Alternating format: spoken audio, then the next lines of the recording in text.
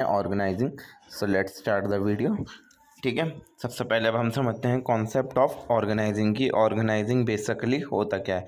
तो organising refer to the systematic process of defining and arranging task, यानी पूरे systematic तरीके से सिस्टम के साथ डिफाइन करना और अरेंज करना किसको, टास्क को, यानी कामों को। कोई सा भी काम हो उसको अरेंज करना, डिफाइन करना क्या कहलाया जाता है, ऑर्गेनाइजिंग। असाइनिंग रिस्पॉन्सिबिलिटीज, लोगों को रिस्पॉन्सिबिलिटी देना कि आपकी ये रिस्पॉन्सिबिलिटी, आपने ये काम करा तो आपको ये जवाब दे देनी। और अथॉरिटी रिलेशनशिप, यानी कि पावर देना कि आपके पास ये पावर है, आप इसको एग्जीक्यूट कर सकते हो या फिर कुछ भी काम कर सकते हो, किसी को भी किसी चीज़ की पावर देना। ताकि आपका एफिशिएंट एग्जीक्यूशन हो, यानी कि एफिशिएंटली सारी चीज़ें चलें, आपका बिजनेस ऑपरेशन अच्छे से हो। ये प्लानिंग और एग्जीक्यूशन के बीच का ब्रिज है, यानी प्लानिंग से एग्जीक्यूट होने के लिए हमें क्या करना, प्लानिंग को जो एग्जीक्यूट करेंगे वो किसके थ्रू करेंगे, ऑर्गेनाइजिंग के थ्रू। ठीक है, सबसे पहला आपका था प्लानिंग, जो हमने पिछली वीडियो में पढ़ चुके हैं। आपको अगर वीडियो की लिंक चाहिए तो मैं नीचे आई बटन में डाल दूंगा, आप जाकर वो देख सकते हैं। प्लानिंग बहुत इजी चैप्टर है जो कि मैंने अराउंड 22 मिनट्स में कंप्लीट करा चुका हूँ, आप वो जाकर देख सकते हैं। तो ऑर्गेनाइजिंग आई होप आपको समझ में आ गया होगा कि एक पूरा सिस्टमेटिक प्रोसेस है जिसके अंदर हम टास्क को डिफाइन करते हैं और अरेंज करते हैं और लोगों को उनकी रिस्पॉन्सिबिलिटी देते हैं, उनकी अथॉरिटी देते हैं, ताकि हमारा एफिशिएंट एग्जीक्यूशन हो जो हमारा बिजनेस ऑपरेशन है उसका। और ये प्लानिंग को जो एग्जीक्यूट करने का काम होता है वो किसका काम होता है, आपका ऑर्गेनाइजिंग का। तो ऑर्गेनाइजिंग आई होप आपको समझ में आ गया होगा। अब डेफिनेशन देख लेते हैं। लुइस ए एलन की डेफिनेशन है, ऑर्गेनाइजिंग इज द प्रोसेस। कैसा क्या प्रोसेस है ये, इसके अंदर हम करते हैं आइडेंटिफाई करते हैं और ग्रुप करते हैं वर्क को, यानी काम देखते हैं क्या क्या है, फिर उनकी ग्रुपिंग कर देते हैं। मान लीजिए 2 काम है, एक हमने आइडेंटिफाई कर लिया 2 काम है, फिर उन दोनों की ग्रुपिंग कर देंगे, मिला देंगे उन्हें कि वो किस तरीके से चले जाएं। फिर लोगों को रिस्पॉन्सिबिलिटी दे देंगे कि हाँ भाई आपको ये काम करना है, आपको वो काम करना है, और किसी को अथॉरिटी दे देंगे कि आपके पास ये पावर है, आप इससे ये काम करवा सकते हो। ठीक है, इससे उन दोनों के बीच में एक रिलेशनशिप क्रिएट होगा ताकि आपका काम जो है वो इफेक्टिवली हो और आपका ऑब्जेक्टिव अचीव हो पाए। आई होप बहुत इजी वे में मैंने आपको ये समझा दिया है, आपकी ये चीज़ समझ में आ गई होगी। अब देखते हैं आगे चलकर कि इम्पोर्टेंस क्या क्या है। सबसे पहले आती हैं बेनिफिट्स ऑफ स्पेशलाइजेशन। अगर ऑर्गेनाइजिंग हमारे बिजनेस ऑपरेशन के अंदर अच्छी से होगी तो हमारे एम्प्लॉयज़ के अंदर क्या आएगी, स्पेशलाइजेशन आएगी। अगर हमने काम छोटे छोटे टास्क में बांट दिया और उनको इनके स्पेशलिस्ट के हवाले कर दिया, मान लीजिए एक बहुत लंबा प्रोसेस है जिसके अंदर पहले ये काम करना पड़ता है, फिर 2 ये काम, फिर तीसरा ये काम, चौथा ये काम, फिर जाके आपका प्रोडक्ट कुछ रेडी होता है। तो आप सिस्टमेटिक तरीके से कर दें, यहाँ पर एक 1 काम का प्रोफेशनल रख दीजिए, यहाँ 2 काम का, यहाँ काम नंबर 3 का, यहाँ काम नंबर 4 का प्रोफेशनल रख दीजिए, स्पेशलिस्ट रख दीजिए। ऐसा करते करते अगर आप स्पेशलिस्ट भी नहीं रखेंगे, एक आदमी को एक ही काम पर लगाए रखेंगे, तो उस आदमी का हाथ उस काम पर क्या हो जाएगा, बैठ जाएगा, फिट हो जाएगा और वो इजीली वो कर पाएगा। मगर अगर आप कभी करते हैं, कभी पर्सन 1 को 4 वर्क पे लगा दिया और पर्सन 4 को 2 वर्क पे लगा दिया और रोज़ाना बदले जाना है ये चीज़, तो कोई भी मतलब किसी के अंदर भी स्पेशलाइजेशन क्रिएट नहीं होगी, क्योंकि सबको डेली अलग अलग काम मिल पाएगा। अगर आप ऑर्गेनाइजिंग वे में सबको अलग अलग कामों पर लगा देते हैं और बोल देते हैं कि हाँ भाई आपका यही काम है, आपको यही करना है, तो आपका काम क्या हो जाएगा, स्पेशलाइजेशन आ जाएगी उन लोगों के अंदर और उनकी स्किल डेवलप हो जाएगी। मान लो कि ये एम्प्लॉय 1 था, इसको वर्क नंबर 1 की स्किल डेवलप हो गई।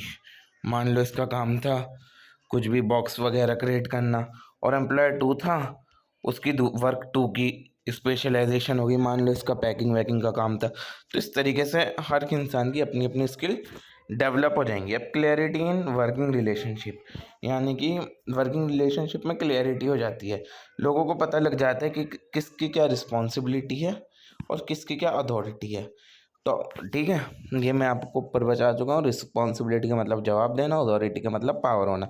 तो लोगों को उनकी पावर और रिस्पॉन्सिबिलिटी दोनों का अंदाज़ा हो जाता है अगर काम ऑर्गेनाइज वे में हो रहा हो। ठीक है ना। और रिड्यूस कन्फ्यूजन एंड कॉन्फ्लिक्ट। और जब आपको आपकी रिस्पॉन्सिबिलिटी पता है कि आपको ये काम कर कर इतने बजे इस टाइम पर सबमिट करना है, तो आप क्या हो गया, आपको कुछ ज़्यादा कन्फ्यूजन नहीं होगी और आपको पता है आपके पास ये पावर है, आप इन लोगों से ये काम करवा सकते हो।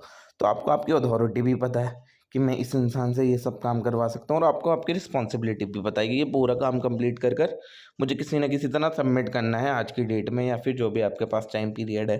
ठीक है, तो आपको आपकी अथॉरिटी भी मिल गई, रिस्पॉन्सिबिलिटी मिल गई, तो अब किस बात की कन्फ्यूजन, ठीक है ना।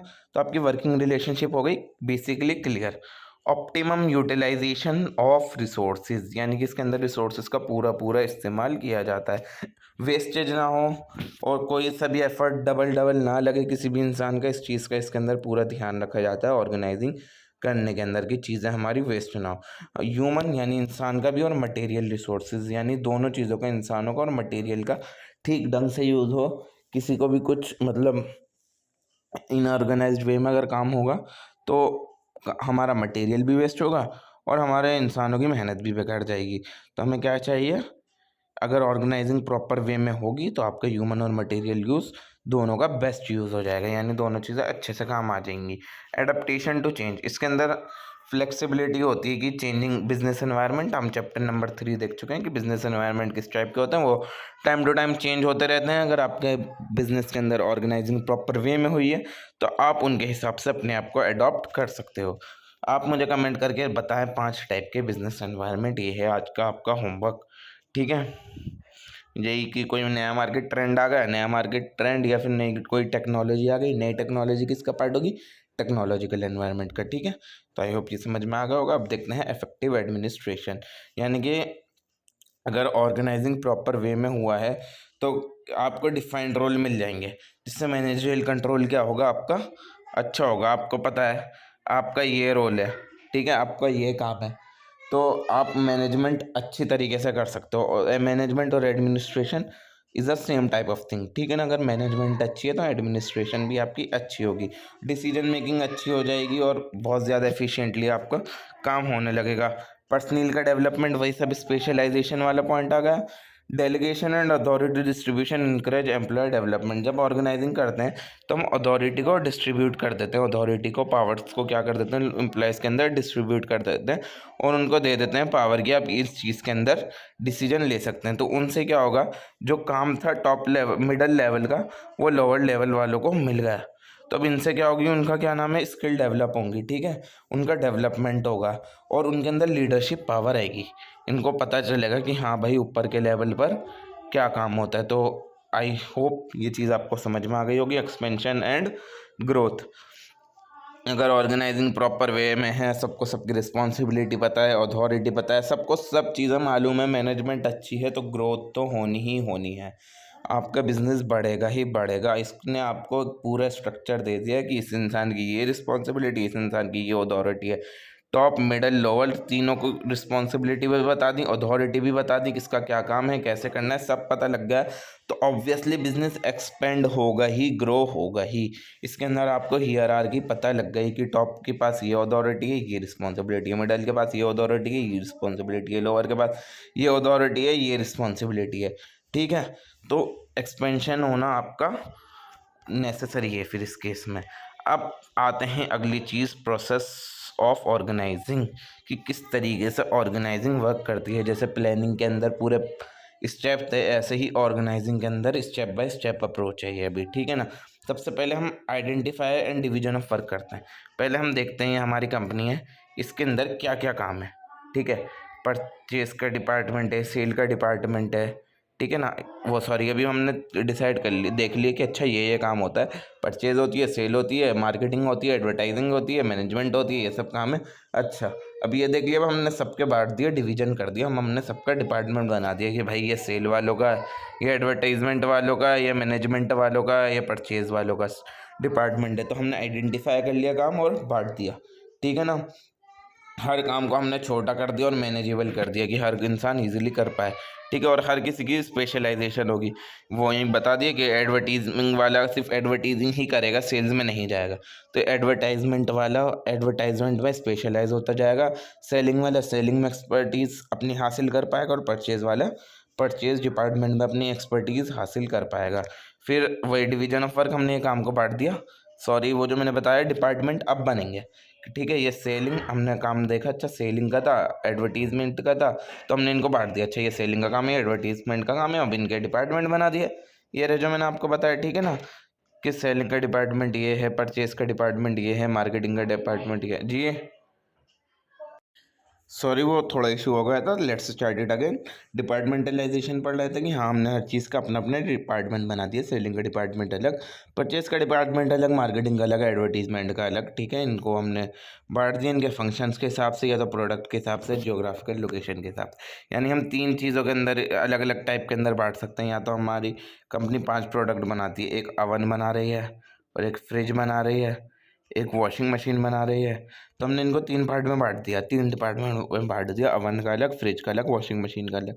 या तो फंक्शंस के हिसाब से, फंक्शन मैंने बता दिया आपको, सेलिंग, एडवर्टाइजमेंट, परचेज और मैनेजमेंट, ये सब चीज़ें। और या फिर जोग्राफिकल लोकेशन के हिसाब से, यानी आपकी एक दिल्ली की अलग है, मुंबई की अलग है, उसका अलग बना दिया, चेन्नई की अलग है, कोलकाता की आपकी अलग ब्रांच है तो इसको आपने अलग डिपार्टमेंट बना दिया।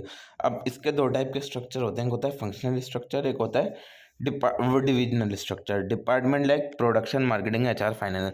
फंक्शनल में ये सब चीज़ आती हैं, प्रोडक्शन के हिसाब से बांटना, मार्केटिंग के हिसाब से, एचआर, फाइनेंस के हिसाब से। और डिविजनल के अंदर जैसे कि कॉस्मेटिक का अलग हो गया, इलेक्ट्रॉनिक का अलग हो गया, टेक्सटाइल का अलग हो गया, इसके अंदर प्रोडक्ट बेस्ड होता है। आई होप ये समझ में आ गया होगा। अब सबसे पहले आपने आइडेंटिफाई कर लिया, डिवीजन ऑफ वर्क कर लिया, डिपार्टमेंटलाइजेशन कर लिया। अब करेंगे आप असाइनमेंट ऑफ ड्यूटीज़, यानी आप लोगों को उनकी ड्यूटीज़ देंगे कि हाँ भाई आपका ये काम है, आपका ये काम है। Employees are assign duty according to their skill and competence. हम लोगों को देखेंगे अच्छा इसकी क्या स्किल है और ये क्या काम कर सकता है, उस हिसाब से उस इंसान को काम दे दिया कि आप ये वाले डिपार्टमेंट में लग जाओ। दूसरा इंसान की स्किल इसके अंदर अच्छी थी, दूसरे इंसान को यहाँ लगा दिया। तीसरा इंसान की स्किल यहाँ अच्छी थी, तीसरे को यहाँ लगा दिया। अब इस इंसान की अलग रिस्पॉन्सिबिलिटी होगी, इस इंसान की अलग रिस्पॉन्सिबिलिटी, इस इंसान की अलग रिस्पॉन्सिबिलिटी है, कोई कन्फ्यूजन नहीं होगा। तो असाइनमेंट ऑफ ड्यूटीज़ हमारा काम हो गया। अब एस्टेब्लिशिंग रिस्पॉन्सिबिलिटी रिलेशनशिप। अब हमने अथॉरिटी और रिस्पॉन्सिबिलिटी डिसाइड कर दी कि 3 लोग हैं, ये टॉप है, ये मिडल है, ये लोअर है।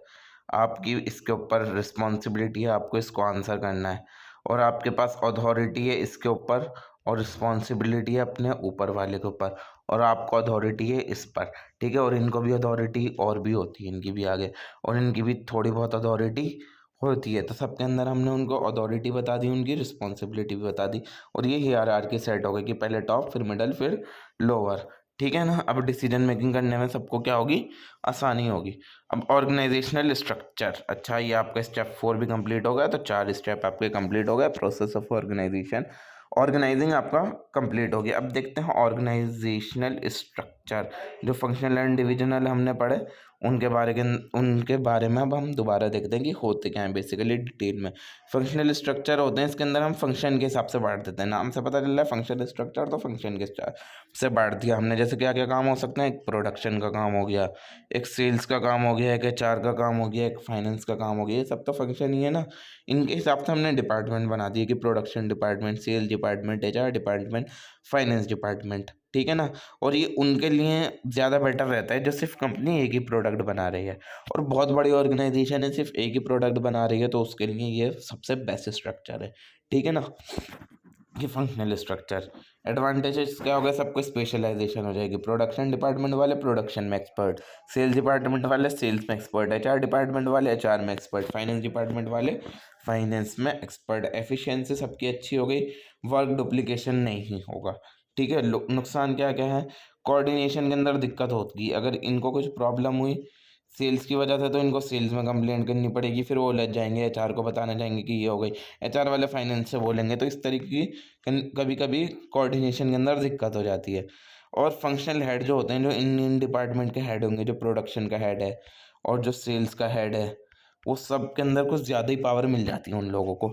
तो ये चीज़ भी किसी को ओवर पावर करना भी अच्छी चीज़ नहीं होती। तो ये इसका दूसरा डिसएडवांटेज है। अब देखते हैं डिविजनल स्ट्रक्चर।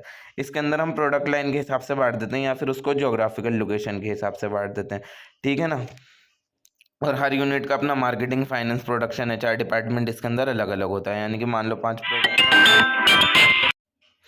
हाँ, तो हर किसी का अपना अपना डिपार्टमेंट अलग होता है। मान लीजिए, हाँ मैं एग्जांपल बता रहा था आपको, एक कंपनी बता रही है ओवन, फ्रिज और वॉशिंग मशीन, 3 चीज़ें बना रही है। तो अब इसका डिपार्टमेंट पूरा अलग है, इसका डिपार्टमेंट पूरा अलग है, इसका डिपार्टमेंट पूरा अलग है। इसके अंदर मार्केटिंग का इसका अलग होगा, इसका फाइनेंस का अलग होगा, इसका प्रोडक्शन अलग होगा, इसका मार्केटिंग अलग होगा, इसका प्रोडक्शन अलग होगा, इसका फाइनेंस अलग होगा, इसका मार्केटिंग अलग, इसका प्रोडक्ट अलग, इसका फाइनेंस अलग। आई होप ये आपको समझ में आ गया होगा। Advantage, focus on specific product और रीजन, ये या तो किसी भी स्पेसिफिक प्रोडक्ट या फिर एरिया के ऊपर फोकस रखती है, ठीक है, उसी के अंदर, और डिसीजन मेकिंग आसान होती है और ग्रोथ और एक्सपेंशन इजीली हो जाता है। आई होप ये समझ में आ गया होगा। डिसएडवांटेज, कॉस्टली, इतना सारा काम करना है भाई आपको, सबके जोग्राफिकल के हिसाब से अलग बांटना है, प्रोडक्ट के हिसाब से अलग बांटना है, फिर उसके अंदर भी मार्केटिंग के बांटने हैं, तो भाई पैसा तो लगेगा, बहुत ज़्यादा महंगा होता है, ठीक है। और डिवीजन कभी कभी आइसोलेशन में भी जा सकता है, ये भी इसका एक नुकसान है। अब आगे चलते हैं, अब देखते हैं ऑर्गेनाइजेशन के type. Formal organisation and informal organisation, दो टाइप की होती हैं। देखते हैं फॉर्मल ऑर्गेनाइजेशन कौन सी होती हैं। इसके अंदर हर किसी को अपने रूल्स होते हैं, आप सबकी रिस्पॉन्सिबिलिटी होती है, और इनके बीच के अंदर ये रिलेशनशिप होता है, जैसे top, middle, level, lower, sorry. तो ये सब क्या हो गया आपका, ये फॉर्मल ऑर्गेनाइजेशन का टाइप हो गया, ठीक है। इसके फ़ायदे क्या क्या हैं, इसके अंदर लोगों को अथॉरिटी पता होती है, सिस्टमेटिक तरीके से काम चलता है, सबकी अकाउंटेबिलिटी होती है, और सबके पास डिसिप्लिन होता है, ठीक है ना, कि मुझे इसको जवाब देना है, मुझे उसको जवाब देना है, ऐसे करके। तो ढंग के तरीके से काम चलता है जब सबकी अपनी अपनी पावर है, टॉप, मिडल लेवल की। इसकी डिसएडवांटेज, रिजिडिटी, यानी फ्लेक्सिबिलिटी बहुत कम होती है इसके अंदर, इजीली चेंज नहीं हो पाता, और डिसीजन मेकिंग के अंदर भी लंबा प्रोसेस लगता है, ठीक है। 3 लेवल हैं, तीनों के अंदर डिसाइड करना बहुत बड़ी कन्फ्यूजन क्रिएट हो जाती है। अब देखते हैं इनफॉर्मल ऑर्गेनाइजेशन। इसके अंदर वो लोग होते हैं, जैसे कि एम्प्लॉयज़ ने अपने आसपास, ये एम्प्लॉय 1 की सीट क्या है, एम्प्लॉय 2 की सीट क्या है, दोनों बैठ के अपना काम कर रहे हैं, दोनों की दोस्ती हो गई, ये बन गई इनफॉर्मल ऑर्गेनाइजेशन, ठीक है। एम्प्लॉय ने अपने ग्रुप बना लिए हैं, उसी के अंदर बातें कर रहे हैं। इसके अंदर कुछ कम्युनिकेशन होती है, अगर इसको बताना है तो पहले ही अपने हेड के पास थोड़ी जाएगा बताने के लिए, सीधा सीधा बराबर में बैठा हुआ है, बोल देगा इससे। और एम्प्लॉय सेटिस्फेक्शन एंड मोटिवेशन, इसके अंदर एम्प्लॉय सेटिस्फाई भी रहते हैं और मोटिवेट भी रहते हैं। जब भाई अपना दोस्त है, बात कर रहा है, सेटिस्फाई रहेंगे, मोटिवेट रहेंगे। इसके अंदर नुकसान, र्यूमर्स, मैंने एम्प्लॉय 1 हूँ, मैं एम्प्लॉय 2 हूँ, इसने इससे कुछ झूठ बोल दिया, अब इसने इसे बिना जाने आगे तीसरे को बोल दिया, फिर उसने चौथे को बोल दिया, तो रूमर फैल गया भाई, ठीक है। और मे डिस्टर्ब फॉर्मल अथॉरिटी, और इसकी वजह से फॉर्मल अथॉरिटी में भी दिक्कत आ सकती है अगर रूमर फैले तो। आई होप ये समझ में आ गया होगा। अब आता है डेलीगेशन ऑफ अथॉरिटी, ठीक है, थोड़ा सा बचा है आपका, ये बस होने वाला है complete. Delegation is the process of transferring authority from a superior to subordinate, यानी हमने टॉप की पावर मिडल को ट्रांसफ़र कर दी, तो ये क्या कहलाई जाएगी, डेलीगेशन ऑफ अथॉरिटी, ठीक है।